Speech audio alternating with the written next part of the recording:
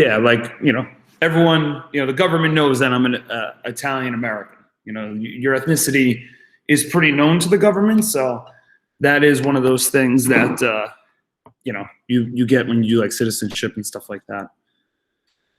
All right. So, focus question is, how did the Allied powers make a comeback and start winning World War II?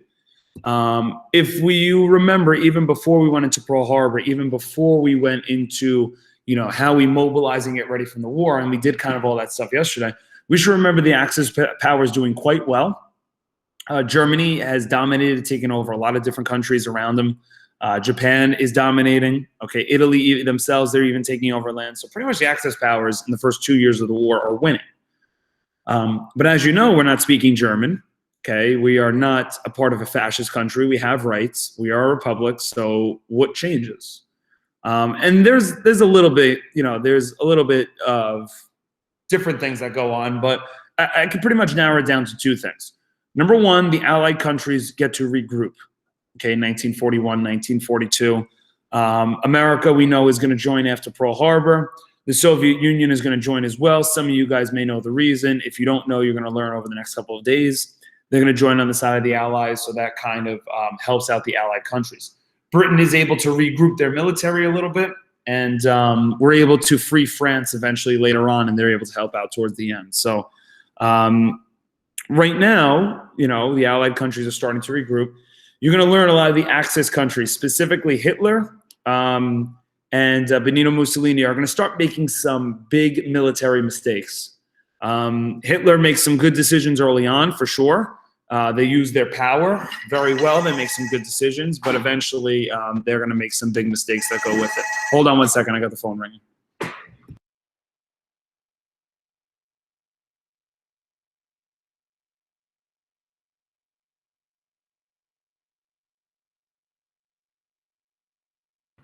Okay. Yeah. So just wait 1 second, copy this down because Peduzzi has a phone call here. So just hold off tight.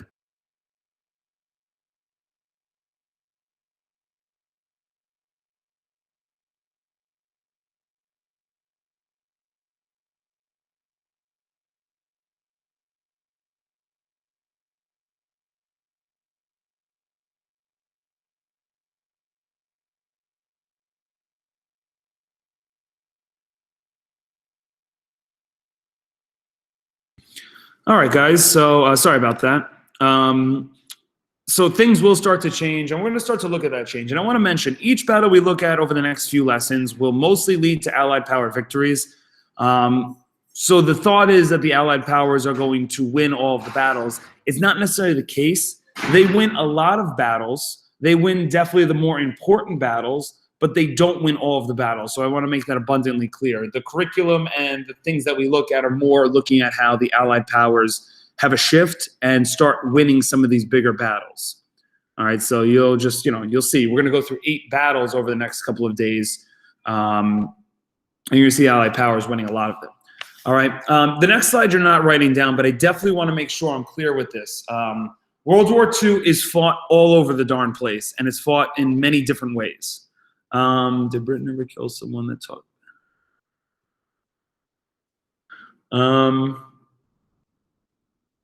Is it possible? Yes. Has it happened? I can't confirm. It seems like something that may have happened in British history a few times, but they are like the United States. So you have, not freedom of speech, but you're allowed to speak out against the government. You're allowed to speak out against the king. I would definitely say anytime after, the 1850s. My British history knowledge isn't that great. When you guys get to 9th, 10th grade, I would ask your world history teachers about that. But definitely not within the last 150 years. I mean, if you spoke out against King George III, I don't know if they're going to kill you. It's not a fascist country. But I'm sure you could research something and find something that gives a better answer than what I'm giving. So you guys are asking some good questions today that are testing my knowledge. And listen, I'll be the first to tell you if I don't fully know something. And that's another one of those times. But the biggest World War II weapons, we're going to look from the United States perspective, but this is a war that's fought between soldiers. This is a war fought between tanks. This is a war fought between airplanes. This is a war fought between boats. Okay, pretty much everywhere except outer space. Okay, if there's an area of a country, it could be fought there. Whether it's up in the air, whether it's under the water, whether it's on the water, it's all over the place. Okay, it can be fought all over the place. So I just want you to keep that in mind. Every soldier at this point in time, 1 second, guys. Sorry, I have someone at the door.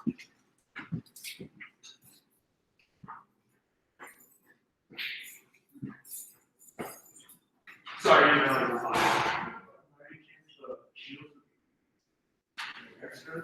I don't. I mean, if you're talking about dividers, I have those, but I don't have the shields. I don't have.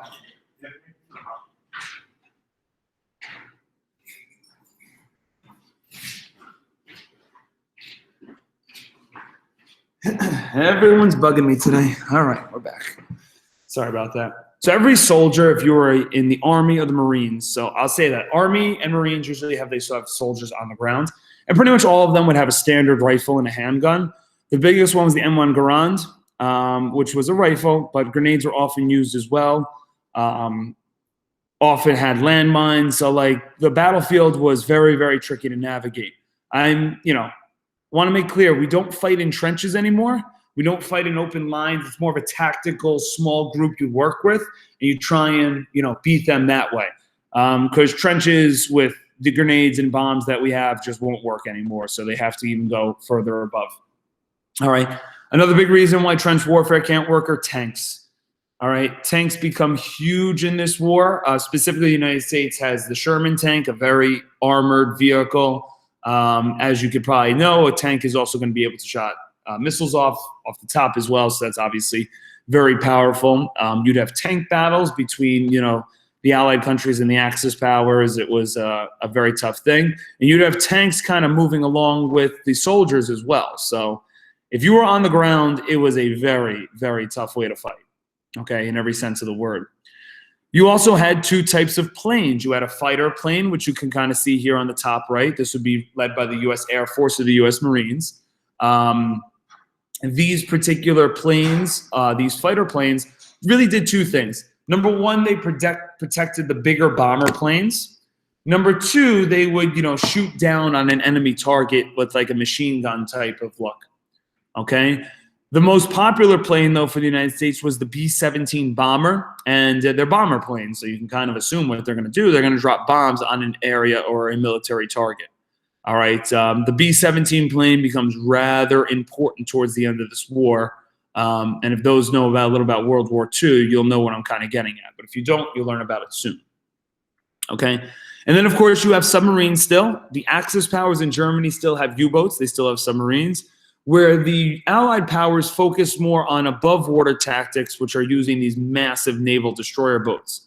If you ever play the game Battleship, excuse me. You ever play the board game Battleship, one of the big things is, having a destroyer boat. That's one of the biggest boats, and those were used in naval battle and naval combat. All right? So ultimately, you should understand, okay, that we are going to be using all these different types of fighting throughout this war. All right, now let's take a minute, copy down your last slide for today. It's a little long, but we need to explain how World War II is a forefront war, meaning that we're fighting all over the damn place of this world. So let's take a look at this so you have an understanding of where the fighting goes on, because this is important.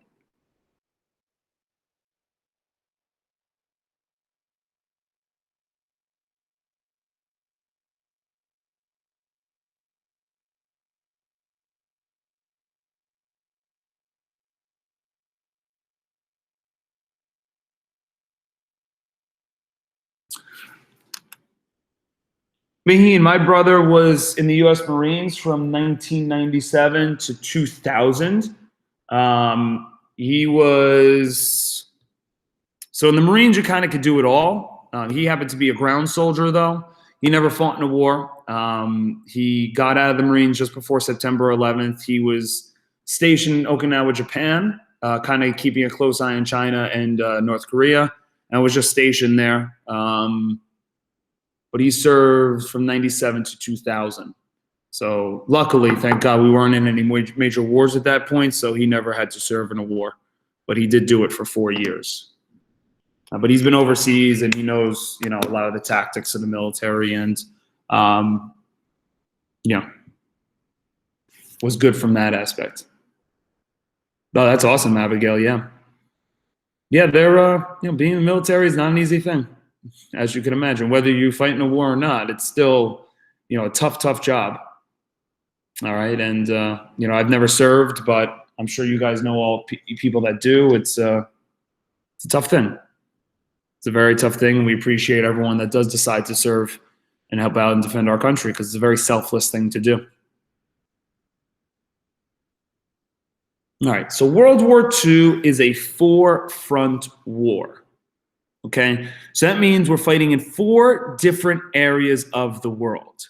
Okay. So I'm going to try and, if you can open up a map of the world while I'm kind of talking about this kind of helps. I showed some maps here, so it maybe helps a little bit. And then later on, I'll show you an overall map of where a lot of the battles take place. Okay. All right. Well, that might be a good thing to ask in the future, learn a little bit about, now that you know that there's different branches of the military. Each kind of does their own thing in protecting our country, and all are very helpful and stuff. All right.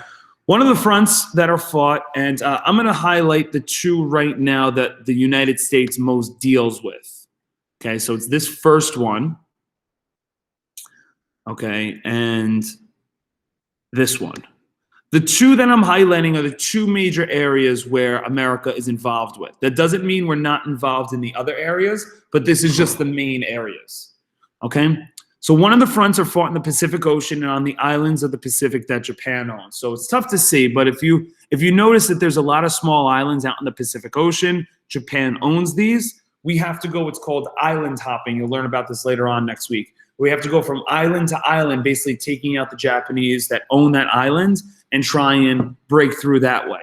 A lot of these battles, as you can imagine, are Navy battles and air battles. Okay, fought by the Air Force and the Navy because it's in the ocean. Okay,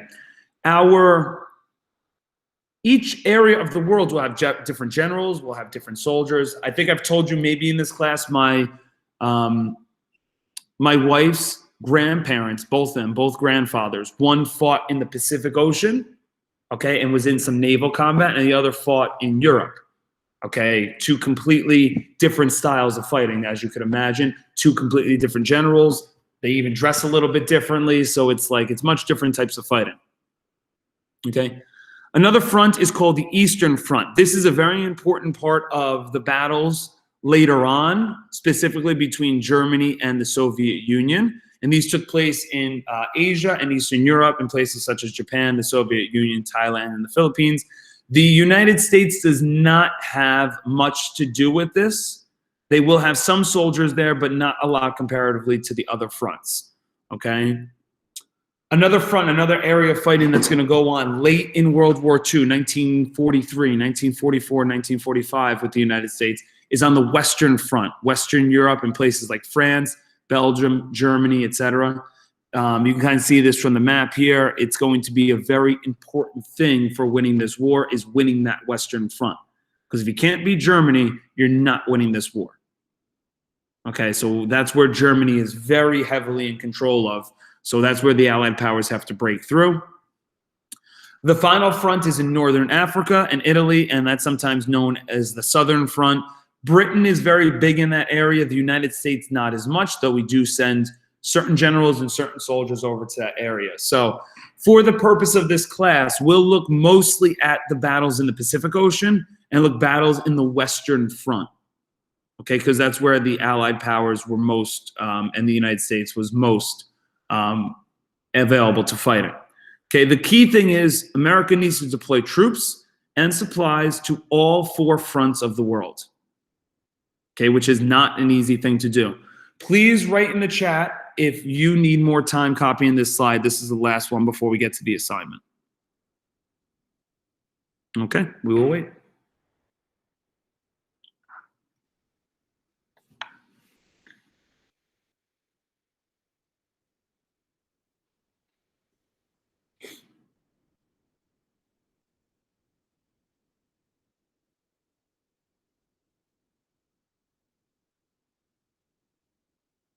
Oh, that's a good idea. Thank you. All right. Anyone else need time? Give you 3-4 seconds. That helps. Thank you. Thank you for the post there. Okay.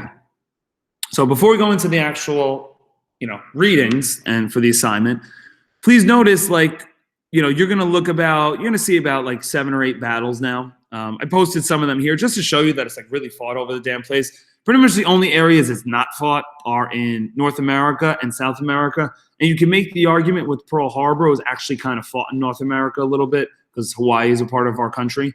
But really, it's not fought over here. But if you're out over in these continents, Europe, Africa, Asia, Australia, there's going to be battles there. Okay? The battle we'll first look at is the Battle of the Atlantic. But as you can tell, there's a lot of different battles that happen all throughout the world. And if you fought in the Battle of Britain, it's going to be a much different battle than the Battle of Iwo Jima. Different countries, different groups, different styles of fighting. Okay? It's not like you would be a soldier who fought in the Battle of Britain and then also fought in the Battle of Midway. It just didn't happen like that. Okay? People had their areas of the world that they were concentrated on. All right. So let's go to the assignment now. Okay? I want to make this abundantly clear. Please note that this is not due until Monday night. So little hint. Okay? Your second period assignment on Monday can be this. Okay? You're not going to really have a second period assignment. I'm leaving that time open for you to finish this assignment. So you're really going to have 2 choices when class ends today because no one's going to finish this by the end of this period.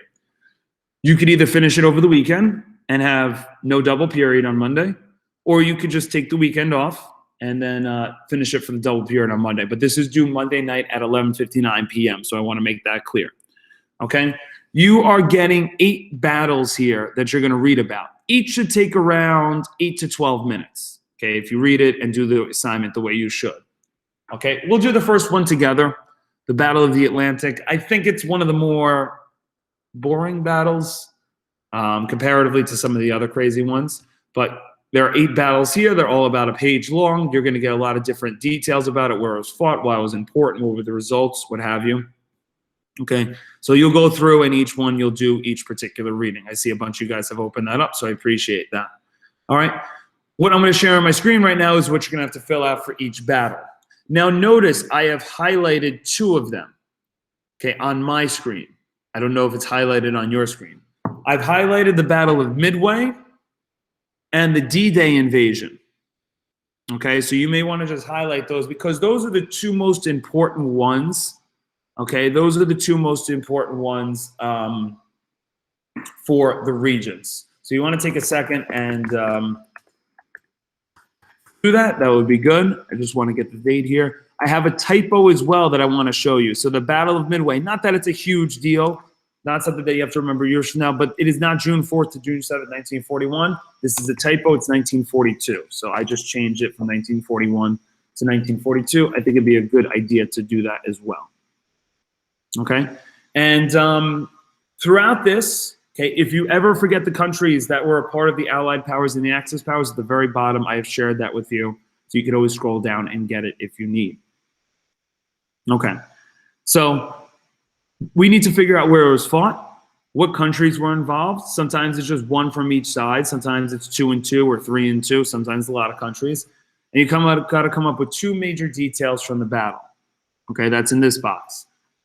On this right box, you have to tell me the results or the impact of the battle. Basically, why was it important in terms of World War II?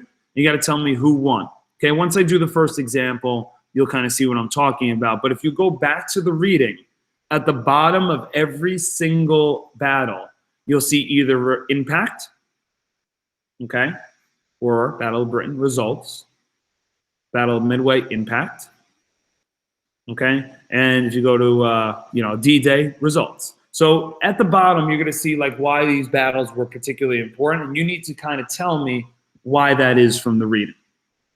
Okay, these are the important parts. All right, so let's do the Battle of the Atlantic together. We'll do it together and fill in the document as we go on. So both the Allied and Axis powers fought for control of the Atlantic Ocean during World War II. The Allies wanted to use the Atlantic to resupply Great Britain and the Soviet Union for their fight against Germany and Italy. The Axis powers hoped to stop them from resupplying themselves. The fight for control of the Atlantic was called the Battle of the Atlantic, coined by British Prime Minister Winston Churchill in 1941. Just to make sure we're clear what a resupply is. If you use weapons in a battle, if you use bullets, if you use anything, you're going to run out. So a resupply is designed to get you those supplies and ammunition that you need to continue to fight, because eventually this stuff runs out. You know, guns don't last forever. Supplies don't last forever. So you have to constantly resupply your allies. The Battle of the Atlantic took place throughout the northern region of the Atlantic Ocean. After the United States entered World War II in 1941, the Battle of the Atlantic spread all the way to the United States coast and the Caribbean Sea. The Battle of the Atlantic lasted over 5 years and 8 months. That is an extremely long time. From September 3rd, 1939 to May 8th, 1945. The early battles. The early battles in the Atlantic Ocean heavily favored the Germans because they still had submarines. Remember that from World War I? U-boats were used to sneak up on British ships and sink them with torpedoes. U-boats is short for Untersee Boot, meaning undersea boat. Germany expedited manufacturing for their U-boats and had hundreds of submarines patrolling the Atlantic by 1943.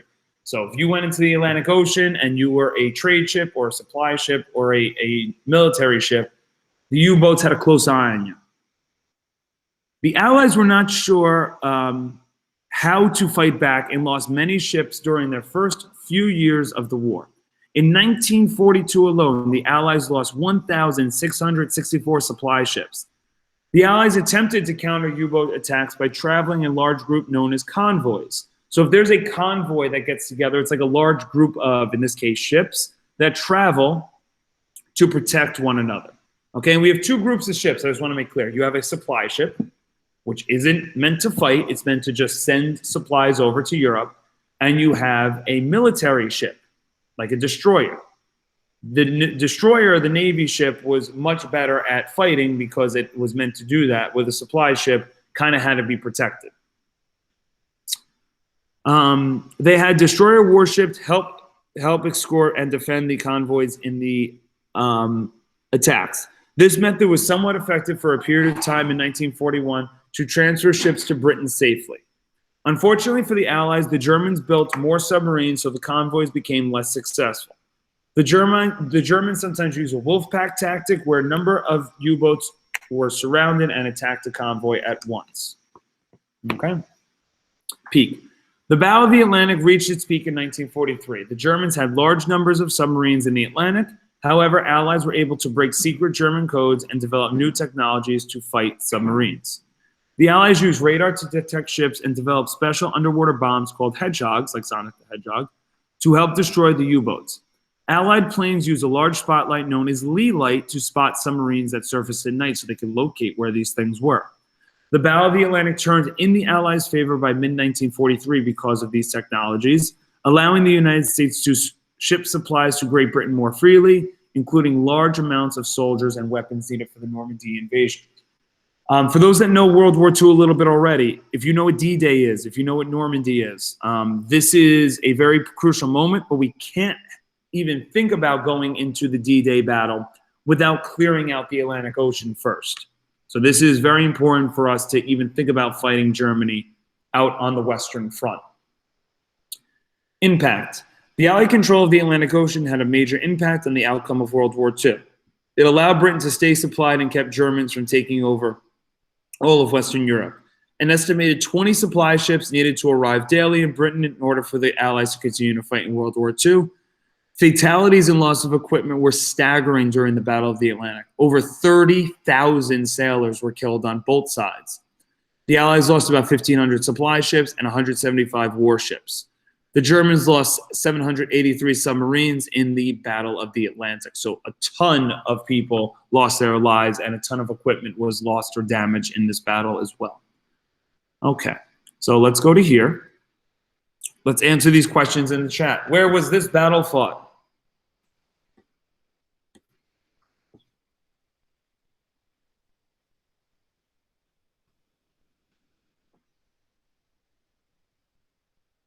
Where was this battle fought? It was fought in the Atlantic Ocean. Okay, not a trick. That's why it's called the Battle of the Atlantic. Okay.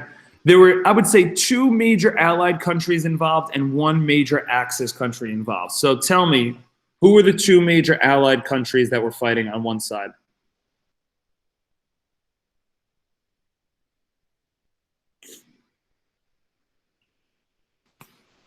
Okay, US and Great Britain, that is correct.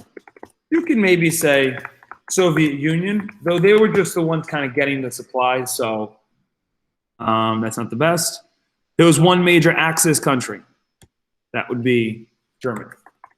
Okay? But like when you see, just to give you a hint, not every battle are going to consist of these countries. When you go to the Battle of, I'll just pick Iwo Jima. When you pick the Battle of Iwo Jima, Germany's not going to be in the Battle of Iwo Jima. Different countries will. So like, understand you have to figure out who's fighting on what sides first. All right?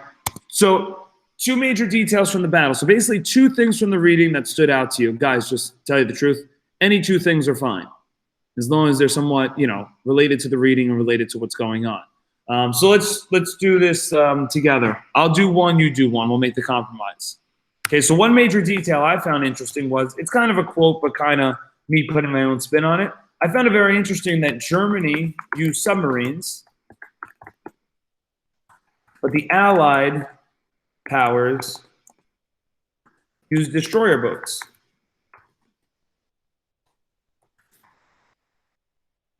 And I find that particularly interesting because Germany is trying to take like a stealthy approach under the water, trying to hide out, where the Allied powers are using like brute force with their destroyer boats. You definitely know where a destroyer boat is, but they kind of like, the best way I can kind of say it is, one's trying to use the stealthy approach, one's trying to be all powerful, and they both have their pros and cons that go with it. Okay, so it's not like an even match. They fight in different ways. I found that interesting. What's one major detail you guys found interesting from the battle?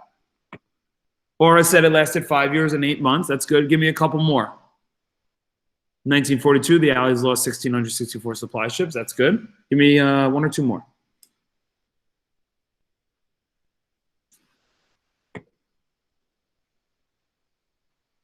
Germany lost 738. You guys like the statistics. One more.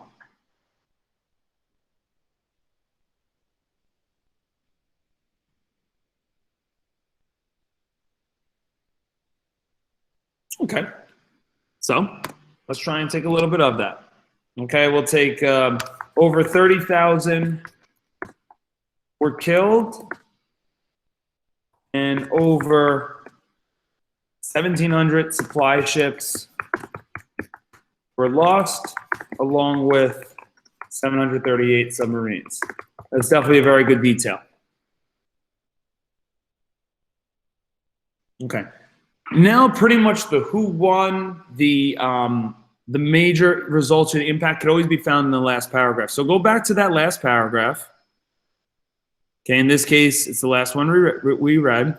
Tell me what you think is the most important sentence or why this battle is extremely impactful and important. Okay, what's the most big detail about this battle? What did it allow the countries to do? And then let me know who won.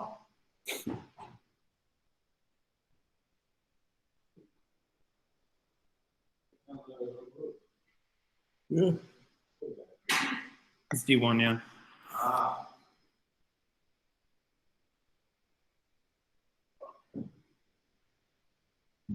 Okay, so Aura got it, correct. It allowed Britain to stay supplied during the war. I'm literally going to copy and paste because that is the correct answer. All right. The impact is it allowed Britain to stay supplied to fight against Germany and the Axis powers. All right. I don't know what happened here. Let me go back. There we go. Okay.